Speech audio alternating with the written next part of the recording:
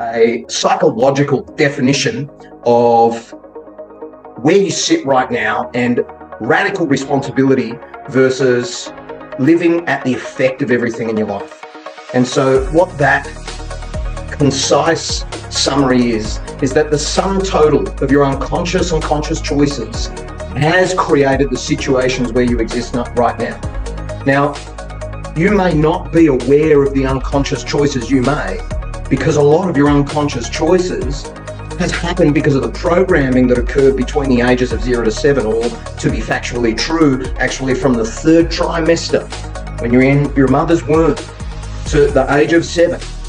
The majority of choices that you've made in your life has come from that programming. Unless you've done deep and profound work to deprogram and reprogram yourself, which I know a lot of you have. But if you haven't done that to its fullest extent, then the majority of the choices you've made in your life have led you to where you are now and created the ripple effects that's reflected back to you.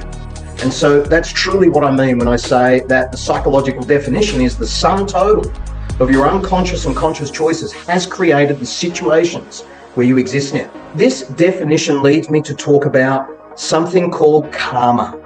And I'm not talking about the kind of karma where you were a wizard or a witch in the 15th century and burnt at the stake for stealing a loaf of bread. That's not the karma that I understand or talk about. What I'm talking about practically is speaking about the consequences of your belief spiral. And to me, that's karma. And I really want you to understand this. Now, karma may be more complex than that. You may have been a witch or a wizard in the 15th century. I don't know. I can't prove that by science. But what I can prove by science is that your belief spiral is your karma, at least in this life.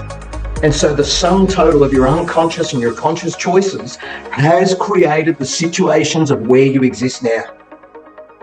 Who remembers what the belief spiral is? Just let me know if you remember what it is. And if you do remember, write it down. Activate that part of your brain to retrieve that memory. Because when we go back and retrieve those memories, we develop some more myelin sheathing in the neural networks of your brain. You actually create super highways of being able to access that information, which is why I can talk on camera and waffle on for 30 minutes at you, because I've actually embedded that stuff into my brain. Now, it took me 22 years to do that, and I've learned things now, which means you can do it in about 22 seconds, but you have to follow what it is that I'm saying. You have to exercise that part of your brain.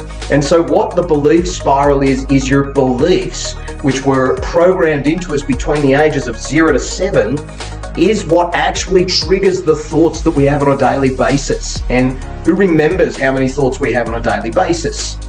If you don't remember, it's 70 to 90,000 thoughts. So your beliefs and that unconscious programming that happened to you between the ages of 0 to 7 is what's triggering the 70 to 90,000 thoughts you have a day. Now, those 70 to 90,000 thoughts you have a day are neurochemical events which trigger your hypothalamus to release proteins and peptides that go into every single cell in your body. And those peptides actually train the cells on how to feel, and we develop habits of behavior, habits of emotions, habits of actions which are mostly unconscious, and that either reinforces our beliefs or it breaks it.